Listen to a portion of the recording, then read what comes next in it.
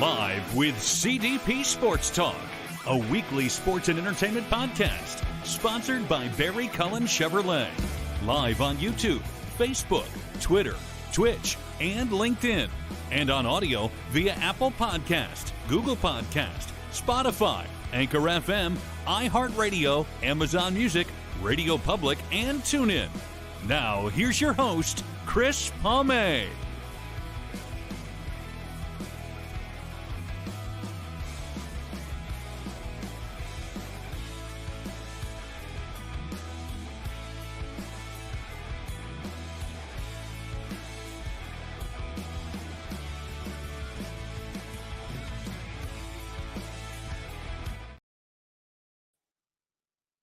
Good afternoon, everybody. Welcome to Season 7, Episode 16, overall 346 of Live with CDP Sports Talk on this, I can't believe this, it's already Wednesday, December 20th, 2023, and I'm looking forward to my show today with longtime radio personality in Buffalo with WGR 550, Howard Simon, to come on as well. As we wait for Howard Simon to come on here, Live with CDP Sports Talk, again, is sponsored by Barry Cullen Chevrolet Dealership at 905 Woodlawn Road West in the Guelph Auto Mall. Check out barrycullen.com for the newest selection of new and pre-owned vehicles, or give them a call at 519-824-0210, or email them at info@barrycullen.com. Live with CDP Sports Talk is also on weeknights from 8 p.m. to 9 p.m. Eastern on radio station WQEE 99.1 FM in Noonan, Georgia, the home of Southern Talk in sports. And I'm looking forward to today's show with my guest, Howard Simon. This will be his fourth time on my show, and Howard also does some work for the Buffalo Bisons with their pitch clock during the Bison season as well. And Howard still does come on WGR 550 occasionally in Buffalo. So I'm looking forward to speaking to Howard today about the 2023 Buffalo Bills and their best win of the season and maybe in decades when they defeated Dallas 31-10 Sunday at Highmark Stadium. They dominated that game. They bullied them. And since they've switched from offensive coordinators Ken Dorsey to Joe Brady, the Buffalo Bills are averaging, I think, 29 points a game, and they're using James Cook more. James Cook was named the AFC Player of the Week, or one of the three AFC Players of the Week. Offensively, he's the first Buffalo Bills running back since Travis Henry in 2002, since Travis Henry won that award. And he had 179 yards rushing on 25 carries, 2 touchdowns, and then I think he had another 50 yards receiving. So he was the first running back in Buffalo since Fred Jackson to have those kind of numbers since 2009. And I think he's the first running back since Thurman Thomas way back in 1991 to have a game like that as well. Impact player. I think I've always liked him when he was with the Georgia Bulldogs.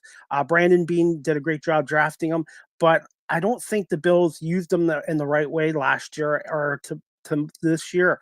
But James Cook right now is just behind the great Christian McCaffrey of the Niners for rushing yards and receiving yards. Cook's got, I believe, 968 yards rushing approximately. He has 6 total touchdowns, and he has over 400 yards receiving. He's just a threat. He can catch the ball and run. He can run the ball, and the Bills really dominated him.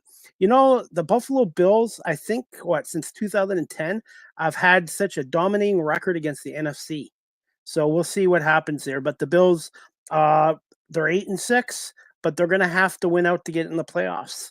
I don't think 9 or 10 wins is going to get them in. So the Bills have 3 games left this Saturday against the LA Chargers, who are 5-9, and with a new head coach, intern head coach Giff Smith, and interim GM in JoJo Wooden, after they fired Brandon Staley and Tom Tiesco, their general manager. So, and the Chargers are coming off an embarrassing 63-21 loss to the Raiders. So they're going to want to show the new coach or the interim coach and GM that they're capable of being better football players than they were against the Raiders. So on paper, talent-wise, depth-wise, the Bills should win this game handily.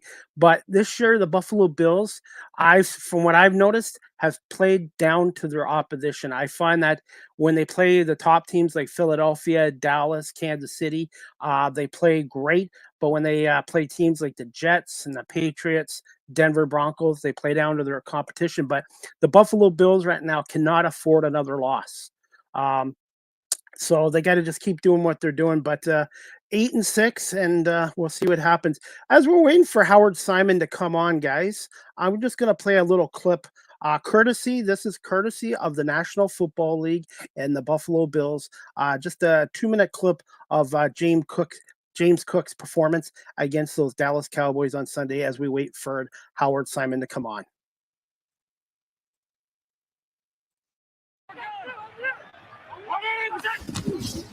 James Cook again on that left side, and this time into Cowboys territory, and still chugging inside the 45. Fans love it. He's got 8, he's got 9, he's got 11.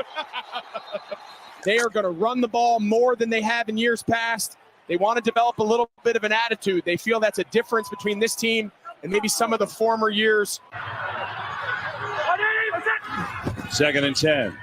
Allen pumps, swings it near side. It's Cook, makes a man miss. First down, Buffalo, and he's into Dallas territory. James Cook in the receiving game is taking it up another level the last month. Up and downfield, he'd have to turn into a scrambler and work some magic. Now he can just check it down, and he can rely on some of that run after catch. 11th play of this drive. Allen, here comes Parsons, runs away, throws on the run, has a man, caught, touchdown, it's Cook.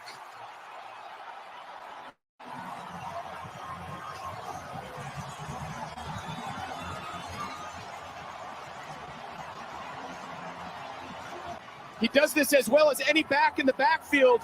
He's going to run a traditional corner route, which you see a lot of slot receivers. He ran a little shoot last week for a touchdown out of the same position, and this time one-on-one against the linebacker, Damone Clark. James Cook has had an unbelievable half. He gets it again, 97 yards, going to put him up over 100 and then more. First down, still on his feet, and Cook has been a revelation. Dallas defense wants to really defend. They don't want to be a run-stopping unit. There's a lot of lighter bodies on the field, a lot of hybrid-type players, safeties. We talked about that earlier, so... Yeah, Donovan Wilson has come out for Dallas. He was injured during that break. Here's Cook, breaking tackle, still on his feet. James Cook diving inside the 5, and he's down to the 1. It's a combination of vision, and then watch his feet. His ability to get in and out of cuts makes Thomas miss, and... Cook again, why not? James Cook through everyone, and he scores again!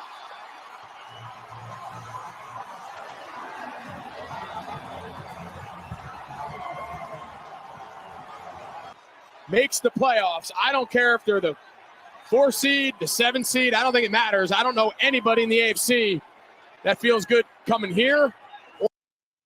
All right, guys, that clip was courtesy of the National Football League and the Buffalo Bills. And James Cook's, what a tremendous performance against the Dallas Cowboys. Just bear with me. I'm hoping to have Howard Simon on in a few minutes. I think he's just having a technical difficulty getting on, so I'm just going to send him the link. And just 1 second. Like I said, guys, things happens with technology, so hopefully Howard will be on shortly. Howard's been on 4 times before as well. So as we're waiting for Howard, anybody have any questions or comments? Please feel free to email me at cpalme19@gmail.com or text me at 519-820-7188 as we wait for Howard Simon, a longtime radio personality in Buffalo, New York with WGR 550 to come on and talk a little bit about the Bills and their win against the Dallas Cowboys. Their most complete game they've played this season. And I think it's even up there with the game against the Patriots a couple years ago, where they beat the Patriots in the AFC wildcard game 47-17. There's only been a handful of Buffalo games in the last 30 years where I can say the Bills dominated their opponent on all sides of the ball. And Josh Allen didn't have to be a factor in this game. I believe Josh in this game was only 7 for 15 for 94 yards and 1 touchdown. passing to James Cook. And then Allen obviously ran the ball for, I think, 26, 30 yards, not a lot. And he had another rushing touchdown. But it's just nice for Josh Allen not to have to play hero ball or do everything for the Bills offense. Obviously, teams are taking away Stephon Diggs, and this James Cook kid is real special. And my guest is here now, Howard Simon, and we're going to talk to him about the Bills Cowboys game and just a little bit about the Chargers. Good afternoon, Howard. How are you? Good, Chris. How you doing? Good. Thank you so much for doing this. Happy holidays and Happy New Year. Yeah, you too. Thank you very much. Thanks. Always good to talk to you. Thank you. I was just in Buffalo on Saturday for the Buffalo Bandits banner raising ceremony against San Diego, and they came in back from halftime and won 12-9, and they had almost 18,000 people there. Yeah, they do a great job. They get great crowds. Obviously, their fans love the Bandits, and they do a good job of making it a whole night of entertainment. It's great lacrosse, but it's all, as you know, all the whole experience, how the crowd gets into it, and all the stuff they do with the video board and everything. So yeah, it's always, we used to take our son when he was little. Those were always entertaining. A great sports weekend for Buffalo, obviously, with the Bandits and now the Bills. And we won't talk about the Sabres today. We'll leave the Sabres for another time. But what's the mood right now in Buffalo, especially about the Bills after their most dominating game this season against the Dallas Cowboys? I think people are really excited. I think people, it's kind of weird. On the one hand, you look at them and go, that's the team we thought they would be. They're playing well enough to get to the Super Bowl. And yet they're ninth in the AFC. I mean, this time of the year, they've been in a playoff spot. They're still in the hunt. They're behind in the division. They're behind in the wild card race. So it's kind of weird because I think people are really excited how well they look. The offense looks like it's back. The defense is playing much better in the last few games. So I think people are fired up, but they got to get into the playoffs. And obviously they've got to jump over some teams to do that. How much of an impact has switching offensive coordinators made from Ken Dorsey to Joe Brady? Yeah, I mean, it has. Obviously, if you just look at the numbers and draw a line, the last 6 games under Dorsey, they averaged 20 points. The first, I think it's 4 games now under Brady, 4 or 5, they're averaging 29 points a game. And they look like they're having a good time. They look more explosive. Allen didn't look himself towards the end of the time with Dorsey. I mean, the offense was in a funk. Now they're back playing the way we know that they can play from what we've seen the last few years. So, I don't know what he did, what he said. He changed it around a little bit. I mean, Josh is running a little bit more. He's playing with a little more swagger. They're certainly getting the running backs involved in the passing game. They're running a little bit more. They're getting more touches for Cook, thank goodness. So there were some changes that were made. But yeah, I mean, obviously they look completely different than the one we saw that just struggled for a number of different reasons from around the Jacksonville game through that Denver game.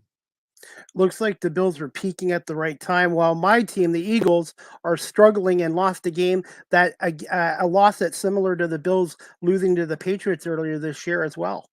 Yeah. I was very skeptical about the Eagles, and I say that even though they beat the Bills. Every time I had watched the Eagles this season, you'd know it better than I would because I didn't watch any full games.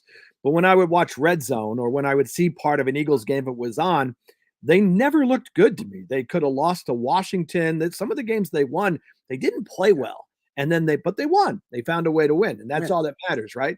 But I just wasn't really sold on Philadelphia. I have no idea why their defense imploded the way it has in the last month. But, they were lucky to beat the Bills. I mean, the Bills should have won that football game. So, yeah, I think they've got some really big problems right now.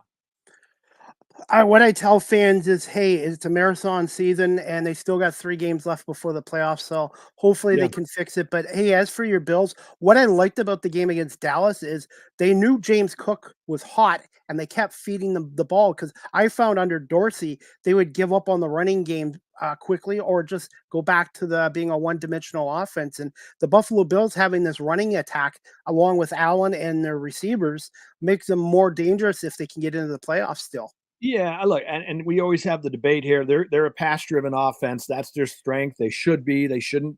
I don't think this is a philosophical shift.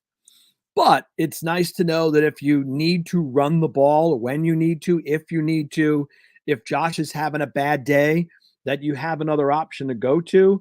And it does keep opposing defenses honest. You have to worry about the idea of James Cook running the ball, and or Ty Johnson was effective the other day as well. So they're not going to run it 45 times and pass it 15, but to be able to have that ability if they need it, if the weather is a factor, whatever, it's nice to know that they do have that in their arsenal. Next question I wanted to ask you, Howard, is did anyone in the Buffalo media or the Bills Mafia expect this kind of dominating performance against I hate saying this, but I will say this, a very good Dallas Cowboys team? Yeah, no, I doubt it. I mean, I think people would envision the Bills winning, but not in the way they did it. I mean, it was just, first off, I would not have been surprised if you tell me the offense is going to have a big day, not running the ball. I would have just figured Josh came out and they passed the ball all over the place. He threw for 300 plus yards and they put up 30 points. I think nobody expected the defense being as dominant as it was on Sunday against the Dallas Cowboys, because it's gone through some issues this season and they've had some injuries, and then they were down Epinesa and Hyde the other day. And I didn't expect they could do that for 4 quarters. They've shown the ability to play the first half against your Eagles. The Bills defense dominated that game. They were great. But then look what happened in the second half in overtime. They almost literally could not stop a single Eagles drive. So I think that, to me, not the offense, them running, but the surprise was absolutely how well the defense looked for 4 quarters. Going to ask you about this. Did you think bringing Leonard Floyd over from the Rams would make this much of an impact on the defense? No, I didn't. And I should have, because if you look at his numbers would show that he's still been a very effective player, even as he has gotten older. Now, that's not necessarily the case all that time for an edge rusher. And so when they made that signing, I thought, a good depth guy. I mean, he'll help, obviously, but you got Von Miller and you got Greg Rousseau and you had pieces in place. Miller we knew wasn't going to start, but you had pieces in place, and we thought, okay, good. Floyd's here, and then Von will be healthy, and you've got, more edge rush ability there. I didn't think he'd come in and be the impact player that he was. 10.5 sacks, most sacks by a Bill, I think, in 5 or 6 years. And thank God he's here, because, Von Miller, off the court's off the field's a different topic. On the field, he is just not himself. He hasn't looked himself the entire season. He barely makes any plays in the course of a game. So Floyd showing up and doing what he did has been a huge piece for that defense. Do you find Von Miller is slowly getting there, or do you find I don't see it. Yeah, no. I don't see it. I mean, maybe very small. I mean, he had gone from literally getting snaps and having 0 stat line to the occasional pressure, to getting at least there have been some plays where he's in contact with the quarterback, but he obviously doesn't look like his normal self. Now, he's only a little bit over a year and a couple of weeks removed from the ACL. Sometimes, Trey, different position, but Trey White wasn't really himself last season after he came back from the ACL. He was himself this year before he got hurt against the Dolphins. So, it might, with Von Miller, it might be that he just gets through the season and we don't see him play at the level Von Miller was playing at last season with the Bills. How do the Bills injuries look like for this game against I want to call them San Diego, but the LA Chargers on Saturday? Yeah, they got a bunch of guys that are limited. We'll see. Today's injury report will shine a little more light on that, because Tuesday, it's a Saturday game, so it changes the week. Tuesday was the walkthrough. Now they still have to do an injury report, but it's basically what they call an estimated injury report. Like, if it was a regular practice, what would these guys have been? And there's a bunch of limited guys there, including Epinesa and Hyde. Well, Jordan Phillips is out now with the wrist surgery. But Floyd was listed as limited because he got banged up in that game against Dallas. So there are a number of guys to track watching for this game in terms of injuries. Now, having said that, it shouldn't be something that prevents them from winning, because the Chargers are a train wreck and they have their backup quarterback and they're banged up. No Bosa, maybe no Keenan Allen. I mean, they've got a lot of guys who are out. So even if the Bills are a little bit more depleted, Chris, I'd still expect them to go in and handle the Chargers. What were your thoughts on Jerry Jones' comments saying the weather was a factor in this game? Whatever. It's Jerry Jones. I mean, he did say other stuff. He talked about how they didn't finish, they didn't do this, they didn't do that. And I know he brought up the rain and said, they both play in the rain, but we're used to playing indoors. Look, if he's upset with the weather, I would be more than happy for Jerry Jones to pay the difference on the new stadium. If he wants to pay for the dome to be added to the new Bills Stadium, I have no problem with him doing that. Were you at the game Sunday at Orchard Park? No, I was hunkered down here. I don't go to games. I'm not very social. Okay. It's not good for me to be around games because I'm not a nice person to be around. I'm not mean-spirited. I just get really intense in the games, and I don't like to talk to people, so I stay here at home. I'm actually more calm being at the games in person than watching the games on TV. Yeah, I suppose I would be, but then I'm bottling everything up inside, and that's not a good thing. So I'd rather be here yelling whatever I need to yell and do whatever I need to do in the privacy of my basement. As for James Cook, do you see? I know you said something on Twitter or X, and I actually agree with it because I actually said it myself. I see a lot of similarities between James Cook and Thurman Thomas. Yeah, and I don't want to, a couple people are like, whoa, slow down. I'm not saying he's going to turn out to be Thurman Thomas. I mean, Thurman Thomas is one of the greatest football players I've ever seen in my entire life. But the way Cook played Sunday, the idea of the running game, the receiving game, the way he runs the ball, the plays he made, it just like I said, it reminded me of how I felt when I watched Thurman Thomas shred opposing defenses. Now, the difference is Thurman Thomas had the game that Cook had on a regular weekly basis. So James Cook has a long way to go. But I think the way he played, man, I think you got to be really super excited about how he looked the other day. He has emerged as clearly the number one running back here and the best running back they've had. I don't know, LaShawn McCoy, I guess we'd go back to him. He's really a big weapon in this offense. And what I liked about him is they fed him the ball, and they also had him catch balls too. I know there was one scene where he dropped a possible touchdown pass, and McDermott on the sidelines was talking to him, but it didn't let James Cook bother him after that. No, that's good, and that's been an issue. There was a game earlier this season where he fumbled and they benched him, and he has very good ball security, which was kind of odd why they benched him at the time. But I think there was a kind of a frustration among the fan base that they don't give this kid enough of a chance, that he is a really talented ball player. And you saw it on Sunday. He's got quickness to beat guys, but he can run physical. He can break tackles. He can get you yards after contact. As you mentioned, he can be a weapon in the passing game. He's had receiving touchdowns in back-to-back games. So I think fans were getting frustrated saying, he doesn't need to be a 30 carry a game guy, but instead of 15 max touches a game, can you get him 20? Can you get him in the low 20s? Just get him a little bit more involved so he does touch the ball more. It's like with the Eagles the other night, DeAndre Swift had 18 carries for 74 yards, and then they gave up on him. And it's like, that's not how you win football games. And when something's working, don't pull away from it. And that's what I liked about the Bills' game plan. I don't think the Dallas Cowboys were prepared to see this kind of a physical Buffalo Bills team and run the balls down their throat. Well, the Bills don't do that. I mean, if you didn't know anything about the Bills and you just watch their games, you'd prepare to stop Josh Allen and the passing game. And you'd worry about Cook in the passing game, but you'd say we've got to stop Stephon Diggs and Josh Allen and Gabe Davis and the tight ends, and you wouldn't worry about them running 40-something times and running the ball down your throats and dominating the line of scrimmage, which is what they did. That was not the typical method of operation for the Buffalo Bills. So maybe the Dallas Cowboys were caught by surprise, although their run defense has not been that good all season.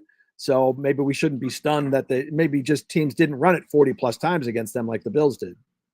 And the Bills didn't turn the ball over like Philadelphia did 3 times in Dallas territory. When the Buffalo Bills play a clean football game, they're a very good team, and they're going to be hard to beat as long as they don't turn that ball over. And that goes for most NFL teams.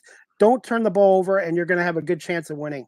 Yeah, but that's the thing about the Bills. Like, I know everybody gets hung up. They always show the Josh Allen stats. And I'll be honest with you. I don't freak out as much as I used to about turnovers, because this guy, for every one turnover, can get you 3 or 4 touchdowns. 4 touchdowns. Like, when they were turning the ball over, inside the slump, when the offense was struggling, the turnovers were a little bit more, you got more aware of the turnovers. But I mean, there are plenty of times where Josh has a turnover or two, and they still score 30 points to win the football game because they're that good offensively.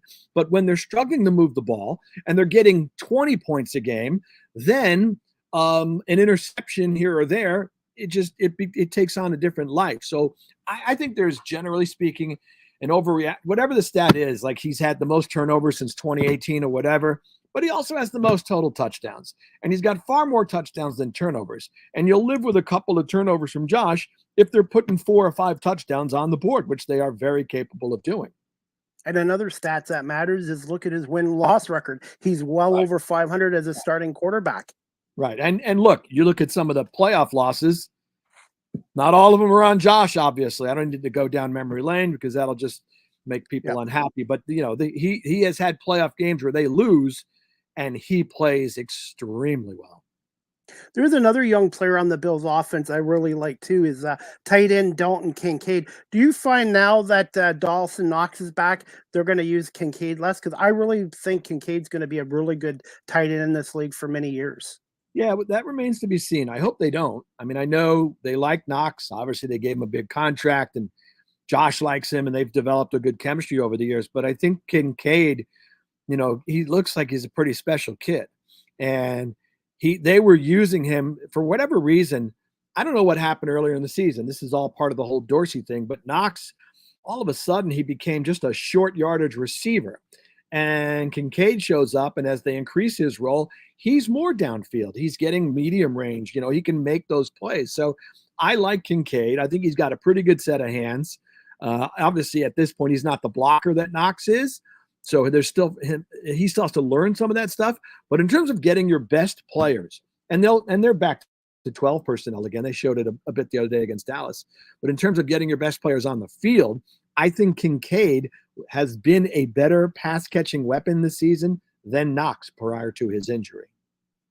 As for Gabe Davis, do you feel he can still be a number 2 receiver? Obviously, he's a good blocking receiver, but his production?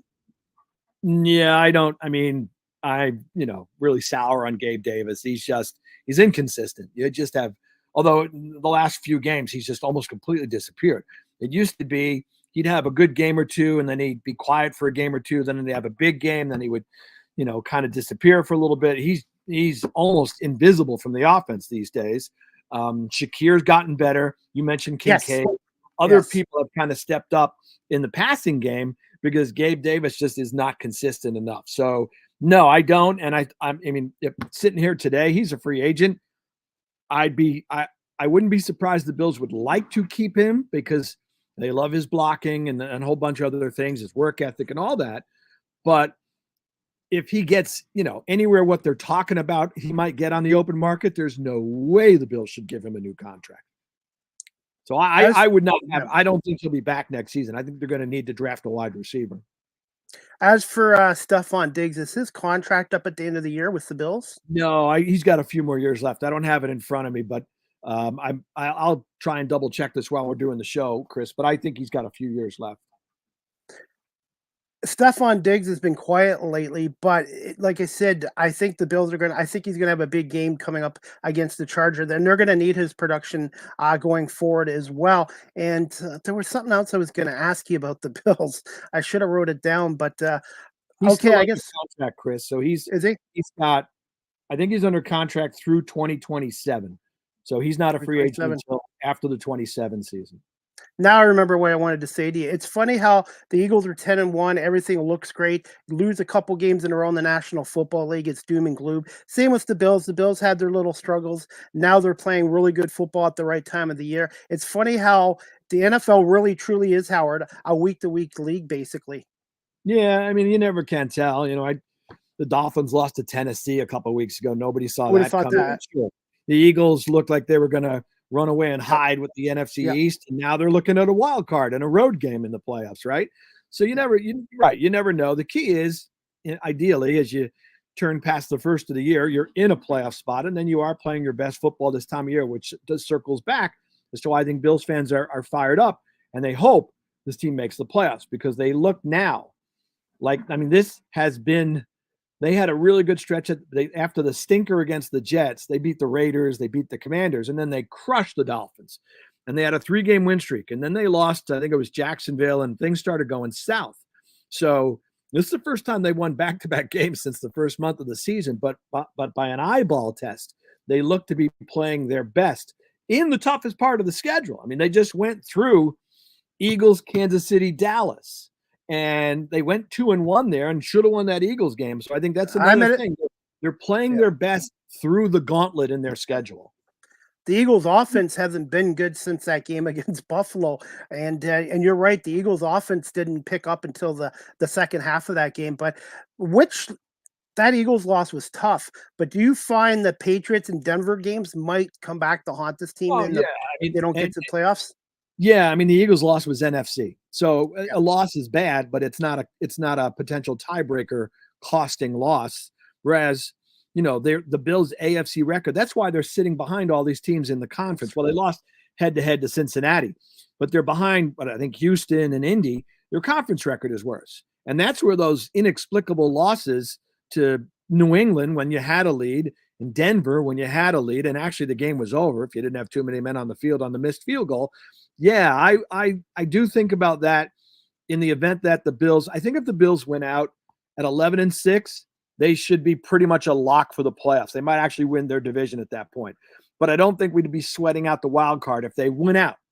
Now, if they lose one of these games and they end up 10-7, that's a different story. Because now you're getting into tiebreakers. Did you play head-to-head? You lose to Cincinnati in a tie. But your conference record, that's where that could come back and hurt them if they're trying to beat out Houston or Indy or Cleveland or somebody. So I think about it. There's nothing I can do about it. But honestly, the Denver game probably bugs me more than the New England game. To Mac Jones' credit, they went down the field 75 yards. The Denver game was over. He missed the field goal. You won the game. It was over. That game drives me nuts. And the Bills' road record this year is 2-4. It's funny, Howard, they brought this on Fox. The Bills have the best record against the NFC since 2010. And this year, their AFC conference record's not very good, and their road record's 2-4. So got to ask you this before we wrap it up, Howard. Is there a possibility this could be a trap game for the Bills, a letdown game? And the Chargers came off that bad 63-21 loss to the Raiders. I don't think so. No. I think the Bills, man, you still have a shot at Miami and the division. So I don't think this team, I do say, look, with there's been a lot of talk about Sean McDermott this season. I do think one of the things he does is I think he does do a pretty good job of keeping his team focused. I don't think this is a trap game. I don't think they'll walk in there thinking we just show up, we beat the Chargers. If they need to be reminded, they lost to a 3-win Patriots team this season. Right? At least you can say Denver is 7-7 now, or whatever the record is. Yeah. You lost to a 3-11 New England team. So I would hope they learn their lessons and they don't just show up and think we're going to win by getting on the field, and because that's not the case. But no, I'm not worried about it. I think they'll go out there. I think they'll win the game. I wouldn't think they'll have a problem getting up for New England. And then that would leave you hopefully at 10-6 going to Miami. That Miami game, are they going to flex it? Is it going to be a Sunday night game possibly? Yeah, they haven't decided that game yet. They absolutely can move it. It could be a Saturday night game, I think, too. So we're waiting to see. That's going to be a great game too. And what's funny this week? Miami and Dallas, the Eagle fans like myself are going to be cheering for Miami, and then the Bills Mafia is going to be cheering for the Dallas Cowboys. Oh yeah, big time. So yeah, look, Miami has to play Dallas, and then they have to go to Baltimore. So as long as they lose one of those two games, if the Bills win the next two, the division's in play in Week 18. That's all we're thinking about here. And we're going to wrap this up. What are some quick keys for a Bills win over LA on Saturday night? Look, I think the Bills offense, pass the ball, run the ball, whatever they decide to do, I think they should dominate the Chargers defense. The Chargers defense wasn't very good to begin with, and now their best pass rushers out. They don't have Bosa for this game. So I think the Bills offense should thoroughly win their matchup against the Chargers defense. And if Justin Herbert was playing, I would tell you, yeah, sure, I'm a little worried about the game. It's possible, right? But with Easton Stick playing, I just don't see if the Bills offense does what I think it'll do, unless the Bills run defense just gets burned to a crisp by Austin Eckler. I just don't have a formula to put together for the Chargers to spring the upset. And quickly, what are your thoughts on the other games? New Orleans and the Rams, and Cincinnati and Pittsburgh on Saturday. New Orleans and the Rams, I have no feeling about that game whatsoever because neither team excites me. And go Steelers. We need the Steelers to get we need the Bengals to lose another game at some point, at least one more game, so they don't end up in a tie with the Bills, possibly for a wild card spot. So as much as I cannot stand the Steelers, and I never root for them, I need them to beat Cincinnati. I wanted to ask you this as well, Howard. Cincinnati's 8-6, and they're doing it without Joe Burrow. How good of a head coach and how good of a head coaching job has Zach Taylor done with that Cincinnati team? Yeah, I thought they would fall apart, quite honestly, and they haven't. And Brownings look good. They made some nice plays. They had a real hell of a comeback. I mean, they were dead in the water against Minnesota. So the kid's playing well, and I think that does circle back to the head coach, the offensive coordinator, and what they're doing to adjust. I mean, you lose Joe Burrow. I mean, that'd be like the Bills losing Josh Allen, and throw Kyle Allen in, and they'd still be winning football games. That's not easy to do. So I'm really impressed with the job they did, Chris. I thought for sure the Bengals would just fall off the wayside after Burrow was out. And one thing too, I know both of us don't care for the Patriots, but they did pick up a quarterback from Canada, from Oakville, Ontario, who was a CFL All-Star, in Nathan Rourke. And I really hope the Patriots give this guy a chance, because I know he can play in the National Football League, and fingers crossed they give him an opportunity. They only have 3 games left. They're 3-11, and I don't know why they can't give him a shot there. He's going to wear number 13 for the Pats. All right. Yeah, I think I saw. Is that the kid from Ohio University? Yeah, and he's from Oakville, Ontario, and he played for the BC Lions. He was dominant in the CFL, and he's only 24 years old. And I'm just hoping that, I guess Belichick liked what he did with Jacksonville in the preseason and what he did in the Canadian Football League. So hopefully he gets his opportunity with New England.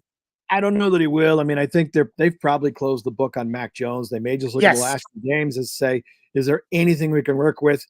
The next coach can work with Bailey Zappi. So my guess is they'll just let him play it out. But if it's the same kid I'm thinking of, he was really good. I mean, it was the Mid-American Conference. So it's not a top level of Division I football, but he was really good at Ohio University. He shredded opponents, and he was a two-way threat too, right? Good arm, but good legs too. He was a really good quarterback.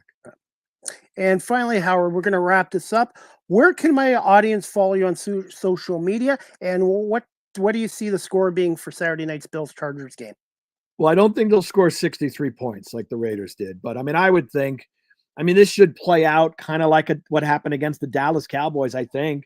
I don't think it'll be close. And I think it's a game that'll be, such a blowout in the fourth quarter that you can start pulling some starters. So, I don't know, like 34-13. How's that? 34-13. And for my Eagles, they play Christmas Day against the Giants. It should be on paper a gimme game for the Eagles, but I think the Eagles are going to win the game, but I think it's going to be like 20-17, and we'll see what happens there. But right now in Philadelphia, talk radio is very interesting with the state of the Eagles, so hopefully they can get it corrected. But hey, Howard, I'm going to let you go, but hey, I want to say thank you so much for coming on live with CDP Sports Talk here today, and I want to say happy holidays and happy New Year's to you. And I will be back in Buffalo January 6th for the Bandits game against Colorado, a rematch of the National Lacrosse League Finals. Very good. Well, it's always a pleasure to talk to you, Chris. Thanks for asking me, and have a great Christmas and New Year's. And everybody watching, have a fantastic holiday. You too, Howard, and good luck to your Bills the rest of the year. Thanks, Chris. Thanks, Howard. You bet. You too. All right, guys, I'm going to wrap up Season 7, Episode 16 of Live with CDP Sports Talk today, brought to you by Barry Cullen Chevrolet Dealership here in Guelph and on WQEE 99.1 FM. I hope you enjoyed the show with Howard Simon today, longtime radio personality in Buffalo, New York with WGR 550. And if you give me a little bit of time tonight, I will download the audio and the video copy of our episode as well. The next Live with CDP Sports Talk is going to be this Friday, December 22nd at 3 p.m. with my guest, Tex Green. He's a media journalist with the Basketball Super League's Raleigh Firebirds as well. And I want to say thank you to everyone watching this live stream today on Facebook, LinkedIn, YouTube, Twitch, Twitter/X. And unfortunately, it wasn't working on Instagram. So hopefully we get that going. And also thank you to everyone watching this, listening to this on my audio platforms as well. I hope everybody has a great rest of the day. And we'll see you back for Live with CDP Sports Talk, Season 7, Episode 17, Friday, December 22nd at 3 p.m. with Tex Green. And again, Live with CDP Sports Talk is brought to you by Barry Cullen Chevrolet here in Guelph. Check out barrycullen.com. And on weeknights from 8 p.m. to 9 p.m. on WQEE 99.1 FM. Hope everyone has a great afternoon, great evening, and we'll see you here Friday with Tex Green from the Raleigh Firebirds of the Basketball Super League. Have a great afternoon, everybody. And thanks again for watching and listening to Live with CDP Sports Talk. And again, thank you to my guest today, Howard Simon from WGR 550 for coming on today. Good afternoon, everybody. And we'll talk to you guys on Friday.